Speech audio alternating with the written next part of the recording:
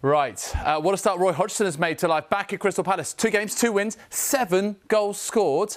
Next up, a trip to face bottom of the table Southampton tomorrow. Let's hear now from Roy Hodgson. Roy, good to see you again. The team news for this one, Edouard's had to come off at Leeds. Is he going to be okay to start at Southampton?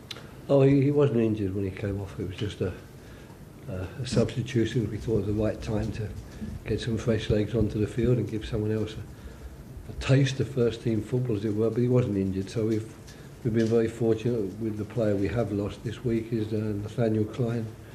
He's felt his knee, so unfortunately we won't have the benefits of Nathaniel for this game, although we don't believe that either is going to be a long-term injury. But when the knee flares up a little bit, it's kept him out of training for the last 3 days, so he can't play tomorrow.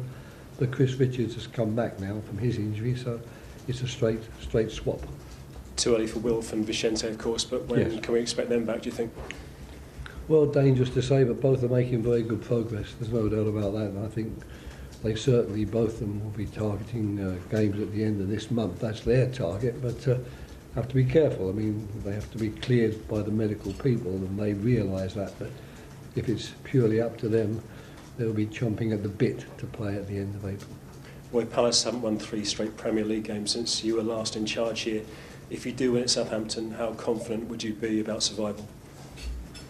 Yeah, if we were to win at Southampton, which is no easy task, and it's much easier to talk about it than actually do it, then there's no doubt that will have a great effect on our confidence, because it would take us up to 36 points and still give us 7 games to get the extra points that we need. So it would be a massive boost, but we're going to have that in most of the games going forward. Now from the platform of 33 points, I think with 8 games to go, there's going to be a lot of games where we're going to be saying, if we could just win this next one, we might be able to breathe more easily. But let's get the games done first, and let's make certain that we keep going into the games with the right attitude and believing that we haven't done the job until that day, when, as the Americans so aptly put it, the fat lady sings, and that's a long way off yet.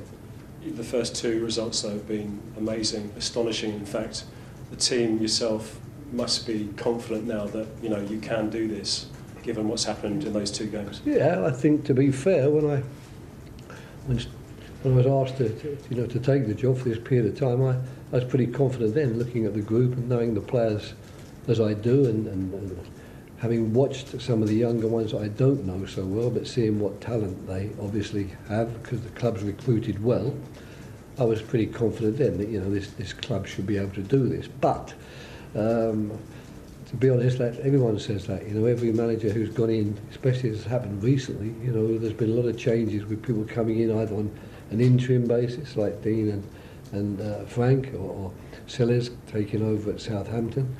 All. And Sean Dyche, when he took over Everton, everyone was saying what we're saying now. Yeah, we're confident, we've got the players to do this, we've got the ability to do this.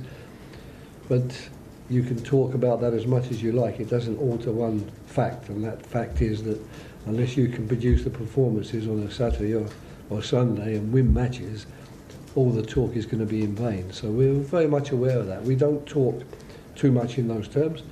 We prepare each game and we try to produce the right performance for each game, and then we do have a sort of belief and faith that if we can do that, it will help us survive.